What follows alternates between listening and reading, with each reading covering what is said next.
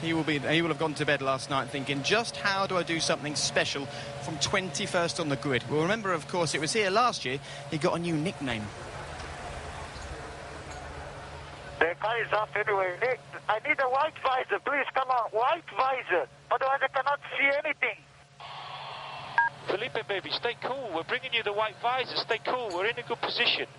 Okay?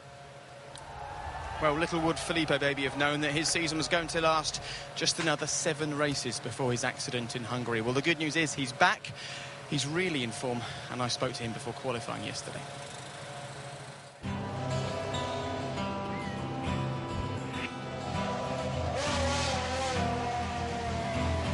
Well, Felipe, here we are in the pit lane gearing up for this weekend's Grand Prix. And after the accident in Hungary last year, did you ever fear that perhaps you'd never be back behind the wheel of a Formula 1 car? No, not really. Even after the accident, I mean, I was okay, even thinking, you know, my view was not 100% right, but I mean, my head was so big. But I never thought that was going to stop my career. Have you taken a look at the accident on video? Yeah. What did you think Many when times. you saw it? Unbelievable.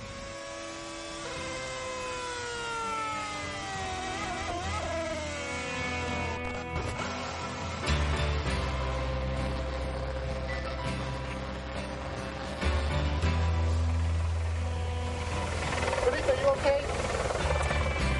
Felipe Massa is in intensive care tonight after he crashed in qualifying for the Hungarian Grand Prix. Why have you watched it many times? Is that because it's so hard to believe that it was you involved?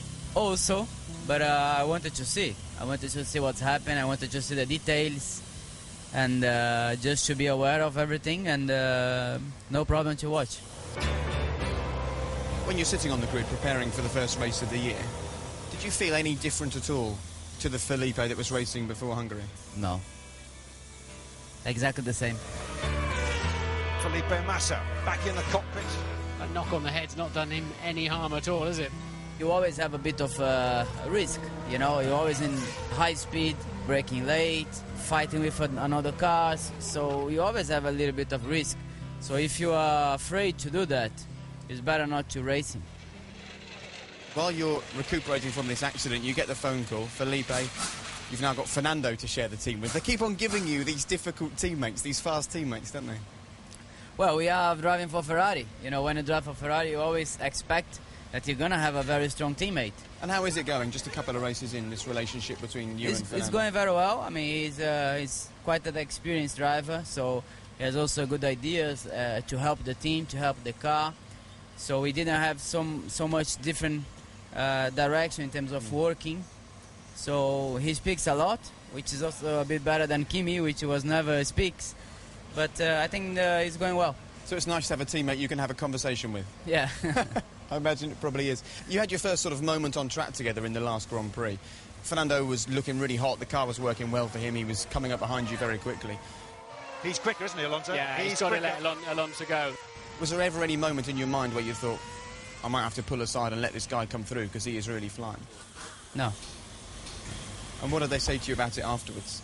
It was a good race. They were happy that you got the podium? Yeah, definitely. I was on the podium, so it was a good race. I started 5th, so it was definitely a great race for me. He was also looking what's happened in the first corner with Fernando. It was a great race for him, and we were the team who scored most of the points, so the team was happy. A moment that we found really incredible actually happened right here on the pit wall. We can see Rob Smedley's name just here. This is where all the conversations are had during the race, and you and Rob speak quite a lot during the race. There was one point where he gave you quite in-depth information about how to take a certain corner better. Is that a regular thing for you? Yeah.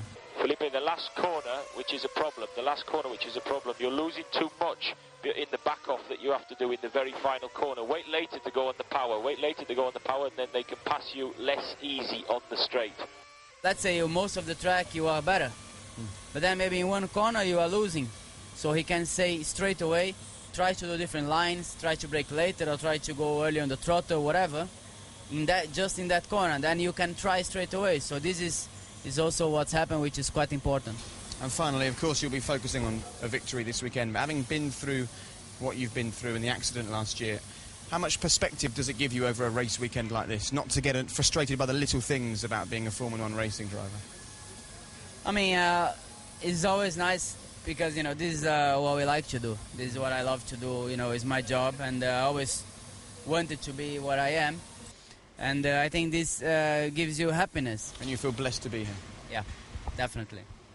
Thank you very much, pal. Thanks. Nice to chat. Have a good job. And, good to see you. Thanks. Well, it's just over half an hour until the race now here in Malaysia. You can see Felipe Massa talking to his race engineer, Rob Smedley, in the back of the garage. And I'm at the front of the garage with the team principal, Stefano Domenicali. Stefano, it must be great to have Felipe back. He's a very popular guy amongst the team here, isn't he? Yeah, I mean, it's fantastic. I mean, what we said is really, we don't have to forget never and ever what has happened to him last year. So it's good to have him back, and it's good to have a good package, and it's bad not to use the package the right way, if I may say that. Absolutely. So he's a popular guy here. How popular were you this morning with the driver starting 21st and 19th?